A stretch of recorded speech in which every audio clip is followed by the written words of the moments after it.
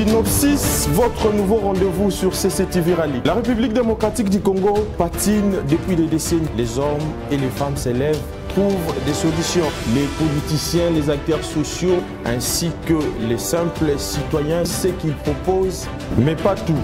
Comment les propositions faites sont-elles réalisables, chiffrées à l'appui? Synopsis est donc là pour vous, pour ceux qui proposent des solutions, mais ceux qui maîtrisent leur sujet. Synopsis, c'est chaque vendredi à 21h30 sur CCTV Rallye. Le rendez-vous est donc pris. À très bientôt.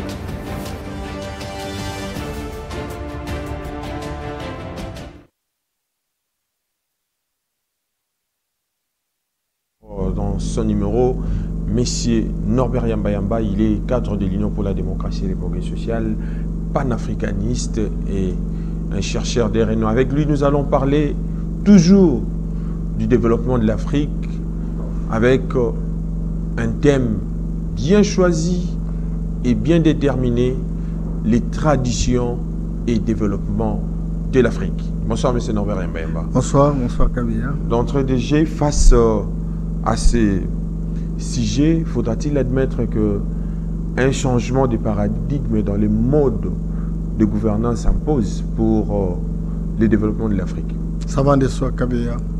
Ça va de soi parce que lorsqu'on observe notre pays, il faut élargir la réflexion au niveau de l'Afrique subsaharienne. On a l'impression que les choses n'ont pas avancé. Certainement qu'avant l'arrivée des colons, nous avions une manière de faire les choses sur le plan économique, sur le plan politique, sur le plan social, sanitaire, transport, infrastructurel, religieux.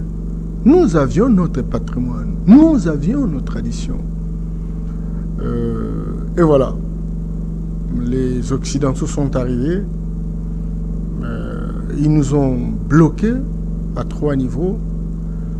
Au niveau de leur religion importée, dite révélée, au niveau du système éducatif, au niveau du système politique. Et ils ont mis en place un certain nombre d'instruments pour nous neutraliser, nous enlever ce que nous avions comme savoir traditionnel. Et voilà, ce sont des médias, ce sont des ONG, ce sont des écoles ésotériques, philosophiques et mystiques. Je ne vais pas parler des institutions financières internationales, je ne vais pas parler des bases militaires, je ne vais pas parler des systèmes des Nations Unies. Tous ces instruments ont été mis en place pour nous allouer ce que nous sommes, pour mettre dans notre cerveau ce qu'eux veulent que nous soyons. Et la religion, vous savez que c'est un phénomène récent. Nous avons vécu des années, des millénaires avec nos traditions, et ça se transmettait de génération en génération. Alors, ce qu'ils nous ont donné comme modèle économique, ce qu'ils nous ont donné comme modèle politique, ce qu'ils nous ont donné comme modèle religieux, oui. Nous avons tenté. Et ça fait autant d'années d'indépendance. Aucune suite favorable. Et puis bon, il n'y a pas d'issue favorable. Il n'y a pas de changement. Alors nous pouvons nous poser des questions. Allons-nous continuer naturellement avec les systèmes de valeurs importés, ou allons-nous revenir véritablement à nos traditions et inventer par ce fait, n'est-ce pas, un paradigme qui correspondrait à notre progrès? Voilà la préoccupation qui est la nôtre, et voilà les schémas qui visiblement peuvent donner des résultats. Très bien. Faire le contraire serait perdre inutilement du temps et on n'aura pas de... Mais c'est Norbert Yamba, avec tout ce que vous venez d'évoquer comme problème que l'Afrique a connu depuis son accession à la souveraineté nationale et internationale, est-ce que l'Afrique réussira-t-elle un jour à accéder dans le firmament des nations émergentes? Oui, mais Kabila, l'Afrique a été la plus grande puissance mondiale. 35 siècles avant l'ère chrétienne, l'Afrique a été une puissance politique, une puissance militaire, scientifique, culturelle. On a assisté à des migrations, même des réfugiés européens et asiatiques qui venaient siéger chez nous, en Égypte antique, des charbons, des noirs de charbon.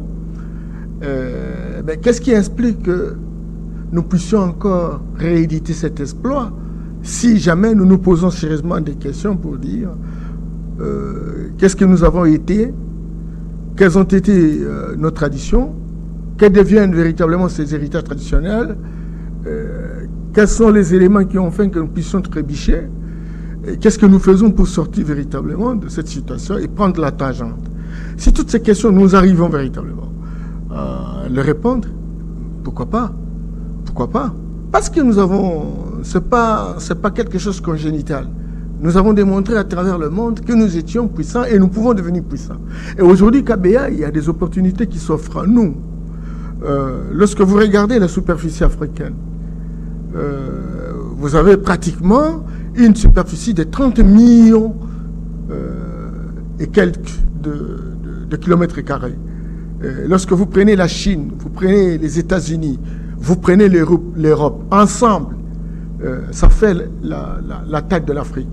Lorsque vous prenez la Chine, l'Inde, les États-Unis, ça fait la taille. Parce que vous faites allusion à la dimension géographique. À la dimension géographique. Géographique, oui. Et donc, cette dimension géographique, avec des variétés, des diversités culturelles et des ressources naturelles cohérentes, etc. Lorsque vous posez la question sur notre population, oui. Aujourd'hui, l'Afrique, pratiquement, compte 1 milliard 300 millions d'habitants. À l'instar de l'Inde, pratiquement, nous approchons la Chine, qui a 1 milliard 400 milliards 500 millions de personnes. Lorsque vous regardez l'âge, la moyenne d'âge au monde de la jeunesse est de 30 ans. En Europe, c'est 42 ans. Et en Afrique, c'est 19 ans. Et il est dit que en 2060, en 2050, l'Afrique aura 2 milliards 500 millions d'habitants. Il y a une perspective d'avoir 60% de la jeunesse mondiale, qui est une population active. Et que l'Occident, comme l'Asie, l'Orient, ils auront une population vieillissante de l'ordre de 60%. Celle 40% sera une population active. C'est que l'assistance, la sécurité sociale aura des difficultés parce qu'il n'y a que 40% qui seront actifs. Et par là, est-ce que les développements... Non, je ne vais pas terminer. Sur le plan démographique dont vous faites allusion, est-ce que la démographie peut booster les développements de l'Afrique? Oui, tous les pays à travers le monde qui sont devenus des grandes puissances, oui, sont des pays qui ont une très grande géographie, une très grande population démographique et des ressources naturelles. L'Afrique a un tiers des ressources naturelles du monde. Regardez, quand vous regardez la Chine c'est 9,6 millions de kilomètres carrés. Vous regardez les États-Unis, environ 10 millions, c'est-à-dire 9,8 millions. Regardez l'Inde, c'est 8,5 millions. Regardez la Russie, c'est 17 millions de kilomètres carrés. L'Europe occidentale, de manière générale, c'est 10 millions de kilomètres carrés. Même quand vous êtes en Europe, le pays le plus peuplé, c'est l'Allemagne. Et donc, cette Allemagne-là a de grandes capacités de pouvoir produire des richesses. Parce qu'il y a une population active qui travaille à longueur de journée et qui a véritablement des solutions. Donc, l'Afrique, avec 1 milliard 300 millions d'habitants, oui,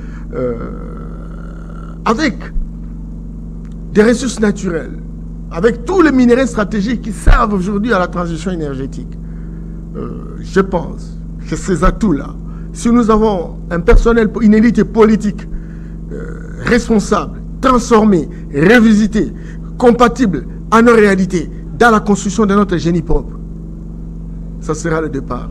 Et il y a des prédilections KBA. Oui. Si à un moment donné, l'Occident est au-dessus, parce qu'on compte les États-Unis aujourd'hui, c'est la première puissance économique, la première puissance militaire. Mais écoutez, la tendance aujourd'hui, c'est la délocalisation de la puissance vers l'Asie. La Chine a beaucoup de prétentions aujourd'hui, avec autant de brevets, de découvertes en termes de recherche, etc. Donc, si les choses peuvent quitter l'Europe Oui. Vers l'Orient, la Chine, Oui. avec notre population, notre superficie, nos richesses naturelles potentielles. Je pense, si nous élucidons comme il se doit le voie de sortie, avec un engagement vers la reconnexion avec nos ancêtres, je pense que, et d'ailleurs il y a des préconisations qui montrent que à la fin du siècle, en 2100, l'Afrique risque de reprendre sa puissance d'antan. Donc, il faut y travailler. Encore que bon, les politiques africains s'y intéressent et aillent dans la direction de la construction d'un État fédéral d'Afrique. Et cet État fédéral d'Afrique va nous construire une seule religion sur base d'un congrès, va nous construire, n'est-ce pas, des indices, ce que j'appellerais des sociétés ou des projets fédérateurs ou intégrateurs, va nous construire une dynamique des échanges entre les différents pays qui deviendront pratiquement des provinces, des personnes ressources spécialisées dans tel ou tel domaine, etc. À ce moment-là, nous aurons un seul passeport, nous aurons, n'est-ce pas, là, c'est dans les cas de la mondialisation. Une seule monnaie, une seule banque centrale, oui. etc. Et il y aura des échanges. Aujourd'hui, il n'y a que 3% des échanges en Afrique. Et donc, nous avons intérêt à nous battre. Aujourd'hui, 3%, toute proportion réservée. On peut aller jusqu'à 15% si je m'abuse. Et voilà. Donc, si il advenait qu'on puisse décloisonner le continent, on puisse reconstruire une synergie gagnante, on peut en faire un seul État, continent, ce qu'on appelle un État civilisationnel, on peut arriver et il faut restaurer nos valeurs culturelles comme la Mahat, etc. Parce que la Chine est ce qu'elle est, parce qu'elle a associé la science et le spirituel. Mutandis pour le Japon, qui a utilisé le stoïsme et la science, et le spirituel fertilise les esprits qui génèrent véritablement des alternatives. Et ça, l'Afrique en a besoin. Or, il y a une diversité de mouvements de résistance spirituelle. Il faut arriver véritablement à harmoniser ça. Et là, il faut avoir des hommes politiques, des dirigeants très volontaristes et engagés dans la transformation de l'Afrique. Ça reste un défi, en fait. Mais c'est Norbert Yamba, aux contraintes évoquées ici haut, il y a risque de souligner également les différents problèmes qui entravent les développements systémiques de l'Afrique. Il y a entre autres la résurgence des conflits armés et des conflits fonciers qui battent son plein à travers l'Afrique. Pensez-vous, avec cette façon de vivre, l'Afrique va vraiment avoir ses lettres de noblesse?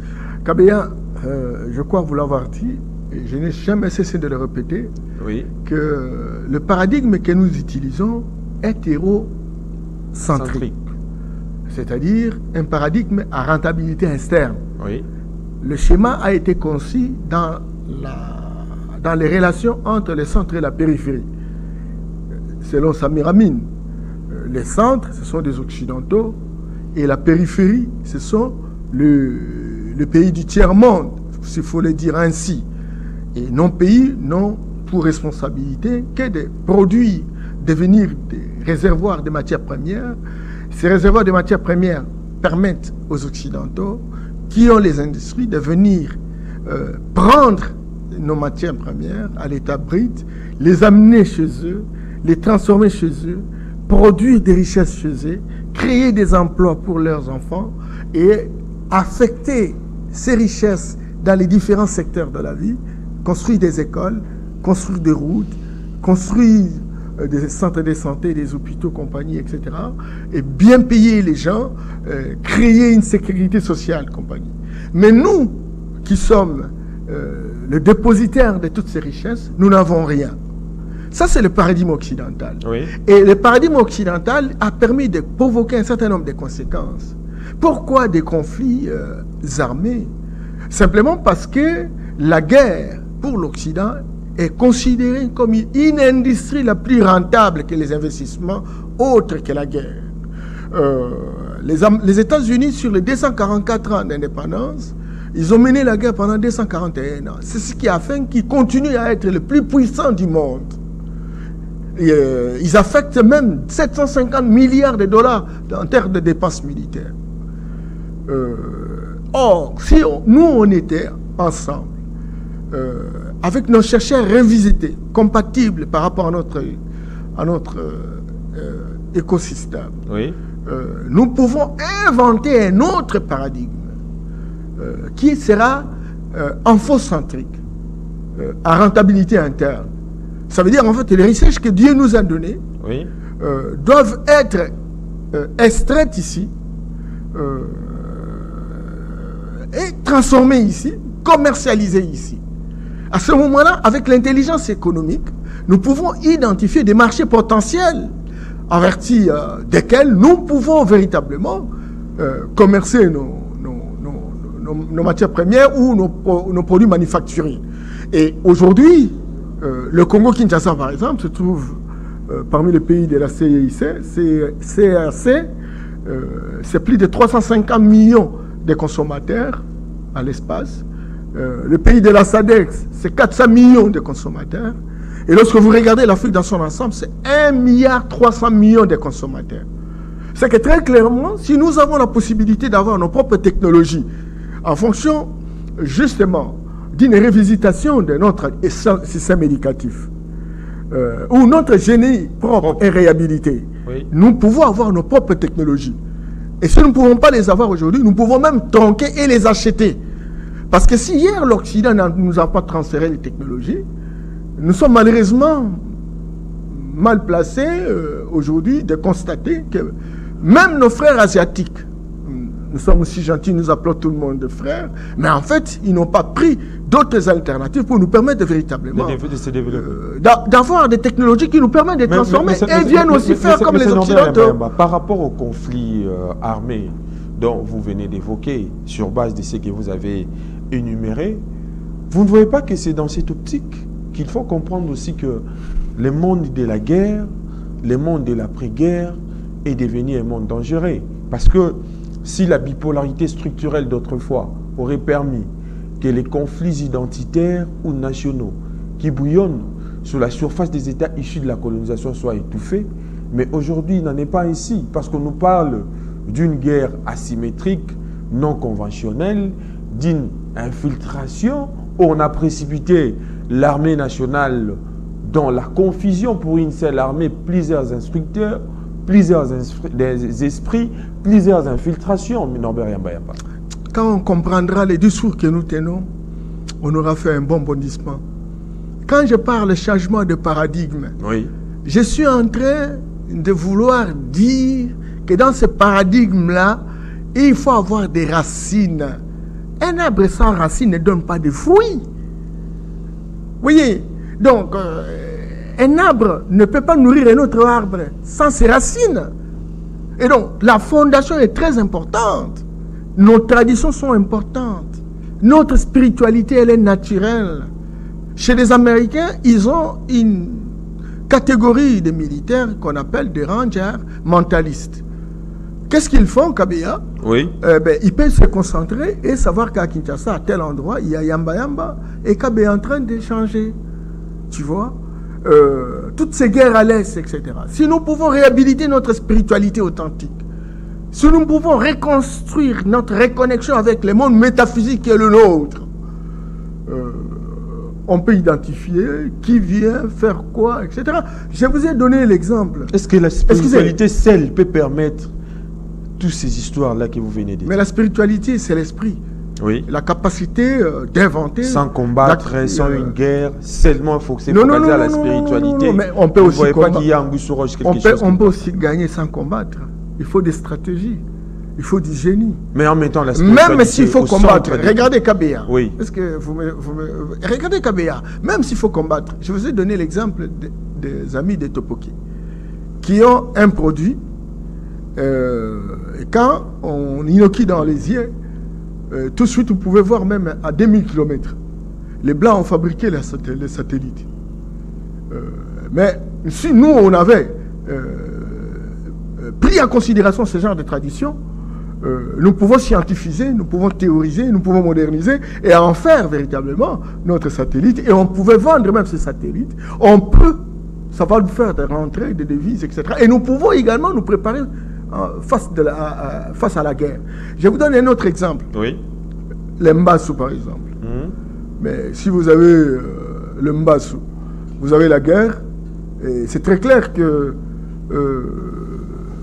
vous pouvez profiter des Mbassou et lancer le Mbassou, n'est-ce pas, à l'ennemi.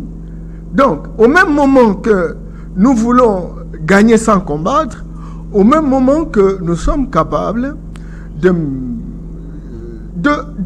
développer notre science et d'avoir des alternatives qui nous permettent véritablement de tenir le coup par rapport à l'évolution de notre société. Et donc, la réhabilitation de notre la création de notre propre paradigme n'exclut pas la possibilité de faire la guerre, encore que le nouveau paradigme va non seulement nous permettre d'avoir de l'argent, mais avoir un génie qui nous permette de créer, d'inventer, d'imaginer d'autres solutions plus rentables que ce que nous avons aujourd'hui.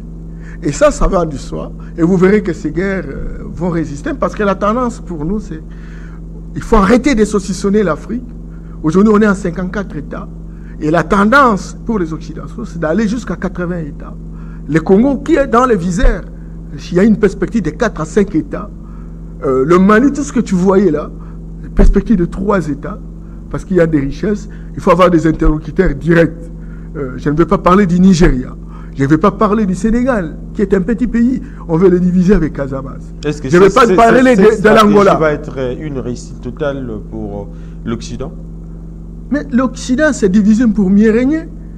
Et maintenant, le problème, c'est que nous devons avoir un agenda en face de l'Occident, en face de l'Orient, parce que la Chine est en train d'accumuler sa puissance. Demain ou le lendemain, la Chine peut aussi se transformer comme l'Occident. Parce que la Chine n'avait pas de bases militaires à travers le monde. Allez à Djibouti, vous allez voir que la Chine a mis en place les bases militaires. Nulle part au monde où on trouve des bases militaires de tous ces pays, de toutes ces puissances. C'est là en Afrique. Les terrains fertiles ou même des graines pour y germer bien. Alors maintenant, si nous n'arrivons pas naturellement à inventer notre propre système, à ce moment-là, nous serons toujours la proie des autres. Mais M. Norbert Yamba, vous avez parlé des terres fertiles. Sur le plan de l'agriculture, qui prévoit la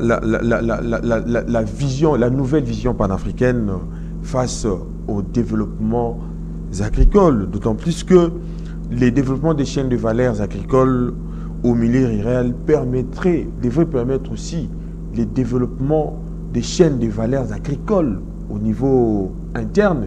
Mais vous ne voyez pas que, même s'il y a des efforts entrepris par le président de la République avec cette affaire des Kanyama-Kassisi, vous ne voyez pas qu'il y a une lanterne pour booster les développements sur les plans agricoles? Je soutiens mon président par rapport à l'approche Kanyama-Kassisi, qui du reste est une approche de socialisation, d'intégration de la jeunesse qui était en situation de détresse, etc. Et cela est en train de donner des résultats en termes de production, en termes d'initiation de ces jeunes en des métiers qui leur permettent de se stabiliser un jour. Mais comme j'ai toujours dit que le travail agricole, c'est un travail compliqué, un travail très dur, mais souvent un travail moins rentable. Lorsque vous regardez par exemple les États-Unis, qui est une puissance agricole, sur les 350 millions de personnes, il y a au moins 8% seulement qui s'intéressent aux questions agricoles. Mais l'agriculture est mécanisée. Ils reçoivent des subventions de l'État. Mutandis, lorsqu'on est en Europe. Notre président de la République a bien pensé, n'est-ce pas, pour mettre au devant de la scène l'agriculture, au travers d'un certain nombre de politiques. La première politique, c'était le budget. Vous savez qu'en 1960, 44% des devises provenaient du secteur agricole. À l'époque, c'était les Belges accompagnés avec beaucoup de sociétés agricoles et forestières. Ces sociétés ont été installées dans plusieurs agglomérations à travers le pays. Et ça donnait des moyens, ça donnait l'augmentation de la production compagnie, etc. Mais aujourd'hui, oui. Ces sociétés-là n'existent pas. Mais si ces sociétés ont existé, il y a eu ce qu'on a appelé les crédits au colonna. C'est-à-dire tous ces Belges qui étaient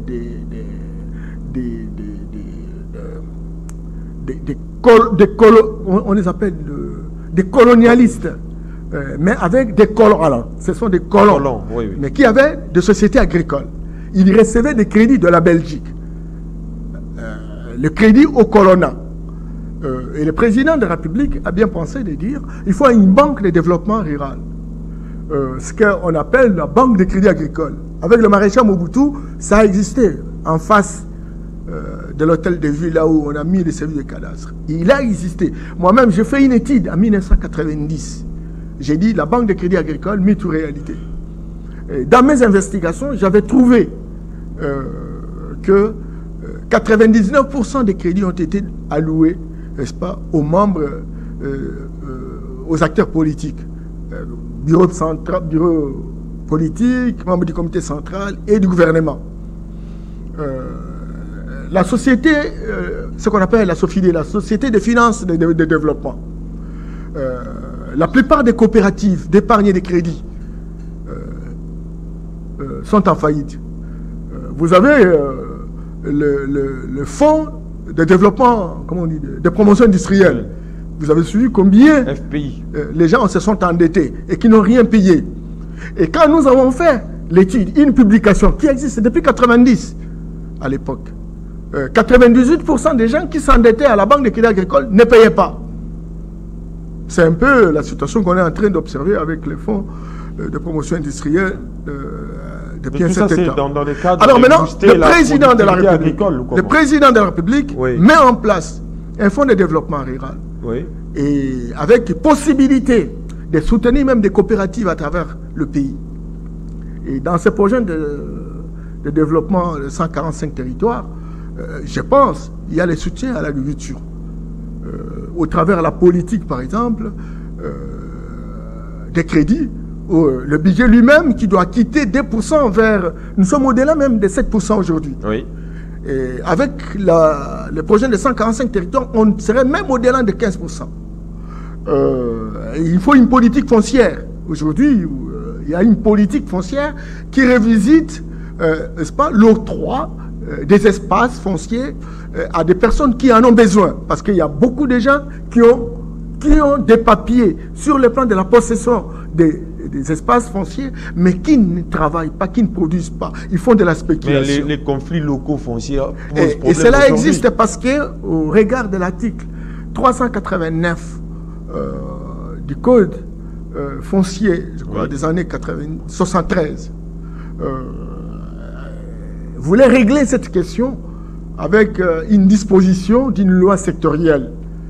Malheureusement, ça n'a jamais intervenu, sauf avec les codes miniers, les codes forestiers. C'est très clair, les sols et les sous-sols appartiennent à l'État. Oui, mais nous ne sommes pas des décideurs, malheureusement. Il y a des gardiens, qui sont les populations locales. Donc, cette question est quelque peu réglée, mais il faut davantage réfléchir pour donner des solutions correspondantes. Donc, le président, au moment où le gouvernement, de manière générale, vous avez une minute pour conclure. Crédit agricole, le président met en place aussi un fonds de garantie pour créer une pépinière d'entrepreneurs qui deviennent des millionnaires, comme on l'a fait en Chine. Oui. Beaucoup de nos compatriotes qui sont à l'étranger, la diaspora, qui ont appris pas mal de recettes, peuvent revenir. Pas une diaspora pour mettre le pays en difficulté, une diaspora qui amène l'expérience, qui amène des recettes, qui amène des technologies. Et avec le fonds de garantie, ils peuvent avoir des projets bancables, on peut leur donner des moyens, ils peuvent véritablement créer des richesses. Ça, on en a besoin et c'est comme ça qu'on va créer l'emploi. Mais c'est Norbert Mbamba, vous avez énuméré un certain nombre de problèmes. Et les constats amers restent et demeurent, et que l'Afrique, depuis l'accession de certains pays africains à l'indépendance, l'Afrique se débat toujours dans des sérieuses difficultés économiques, politiques, sociales, tout cela. Maintenant, pour résoudre ces problèmes avec une nouvelle gouvernance, mode de gouvernance qui s'impose à travers ces changements de paradigme. Que faudra-t-il faire sur le plan spirituel, politique, social ou sociétal et économique? Sur le plan spirituel, il faut abandonner les religions importées. Mais il ne faut pas non plus faire du mal à nos frères qui sont chrétiens, musulmans, je ne sais pas, bouddhistes ou hindouistes.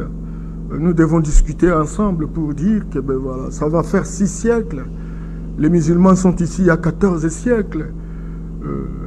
Et puis bon, on a adhéré sans problème. Ok, mais et le résultat? Est-ce qu'il n'y a pas moyen de réfléchir un peu par rapport à ça pour se dire quelle est la vraie religion que nous pouvons avoir? Parce que la religion, c'est un phénomène récent. Sur le plan nous avons vécu avec des traditions, nous n'avons pas vécu avec la religion. La religion, c'est une organisation humaine. Ce n'est pas une dictée surnaturelle. Et donc, nous devons revoir cela, mais dans une discussion globale, globalisante, avec nos frères qui sont dans des religions dites importées, etc. Nous devons revisiter notre système politique, la fameuse démocratie. Une démocratie qui n'aboutit qu'à des guerres récurrentes, à l'occidentale, qui aujourd'hui est fatiguée, elle est épuisée, elle est essoufflée, dépassée, démodée au niveau de l'Occident, ne donne plus de solutions. Et alors maintenant, l'Occident est en train de réfléchir à la construction d'un nouveau système. Et nous voulons utiliser l'ancien système qui n'a pas donné. Et là, l'élite politique, intellectuelle, économique a la responsabilité de réfléchir.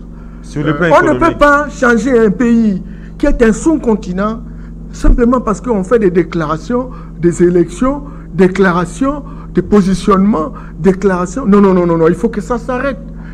Il faut que les universités fonctionnent. Quelqu'un me dira, mais écoutez, M. Yamba, les universités, oui, mais est-ce qu'on leur donne des subventions? Mais commencez par produire des Sur le plan économique. Comment on ne peut pas réfléchir sur le plan économique? Je pense qu'il faut créer une pépinière. Et je vous ai dit qu'aujourd'hui, la tendance, c'est de pouvoir avoir un fonds de garantie. On va créer des millionnaires chez nous. Mais il faut qu'il y ait des projets bancables. Ce n'est pas parce qu'on va donner l'argent que quelqu'un va s'amener comme ça. Il dit, moi, je vais construire une maison. Arrêtez. Il faut que la bancabilité soit démontrée et qu'on va voir la rentabilité de l'entreprise et les spécificités techniques et l'apport par rapport à ce que nous cherchons pour donner des résultats pour notre pays. Mais ça, on a besoin des hommes et des femmes qui sont ambitieux, qui en réalité ont des projets qui répondent aux préoccupations de notre peuple. Et c'est là qu'il y a un problème. Pour terminer sur la le plan plupart sociétal, des projets que nous avons, c'est quelqu'un qui veut faire un start-up avec un super café. Écoutez, c'est pas ça qui va changer notre pays. Regardez, nous avons le cobalt, nous avons le coltan, nous avons les diamants compagnie, etc. Est-ce qu'il n'y a pas des gens qui ont fait des recherches qui peuvent financer, nos opérateurs économiques, peuvent financer même la recherche? Pour conclure sur le plan social, M. Norbert. Ben, sur le plan social, vous savez que le social marche de pair avec la prospérité économique. Et l'économie est l'ouvrière de l'homme. Si l'économie ne marche pas, le social ne marche pas, parce que les gens n'auront pas accès à l'école, les gens n'auront pas accès à l'hôpital. Il y a déjà la gratuité de l'enseignement. Oui, bien entendu. Ça, c'est les efforts qui sont réalisés par le gouvernement au travers le leadership du président de la République. La santé universelle. universelle. Oui, bien entendu, mais c'est ça justement. Mais ça ne suffit pas. Je dis que les moyens sont insuffisants. Regarde, les moyens sont insuffisants. Nous avons par exemple 12 milliards de dollars du budget aujourd'hui. Mais regardez, nous avons une population plus que la France. C'est 14 milliards. 14 milliards. Ça varie de 12 à 14 milliards. Ouais. Ah, j'ai parlé de 2022. Ouais, 14 milliards pour 2023. Ouais.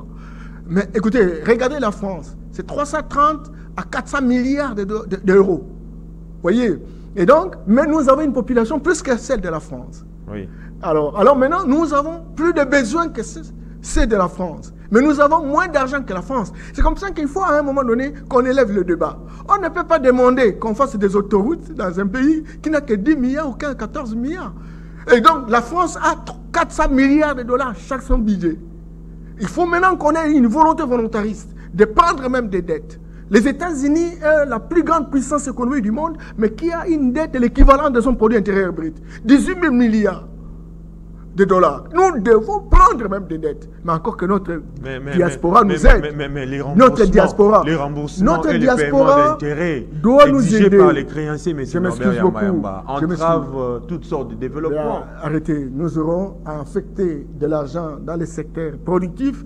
Nous aurons des richesses, nous allons transformer ces richesses parce qu'on va tronquer, on va acheter des technologies et ça va nous permettre véritablement d'avancer et de nous donner des résultats. Votre mot de la fin pour conclure. Mon mot de la fin, c'est qu'il n'y a pas de changement mathématique ou mécanique.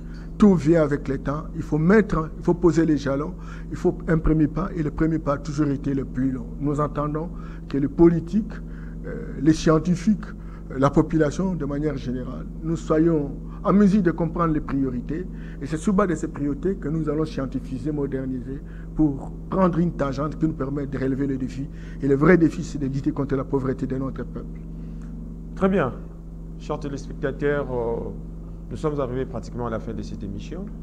Vous voyez les soucis majeurs qu'a le chercheur, le panafricaniste Norbert Yamba pour le développement de la République démocratique du Congo en particulier et de l'Afrique en général. Je crois que les propos de M. Norbert Yamba nous aidera à effleurer les différents problèmes spirituels, économiques, sociaux,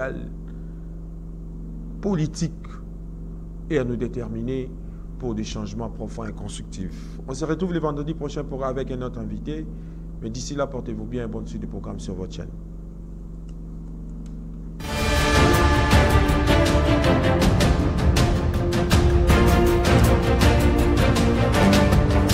Synopsis, votre nouveau rendez-vous sur CCTV Rally. La République démocratique du Congo patine depuis des décennies. Les hommes et les femmes s'élèvent, trouvent des solutions. Les politiciens, les acteurs sociaux, ainsi que les simples citoyens, ce qu'ils proposent, mais pas tout. Comment les propositions faites sont-elles réalisables, chiffrées à l'appui? Synopsis est donc là pour vous, pour ceux qui proposent des solutions, mais ceux qui maîtrisent leur sujet. Synopsis, c'est chaque vendredi à 21h30 sur CCTV Rally. Le rendez-vous est donc pris. À très bientôt.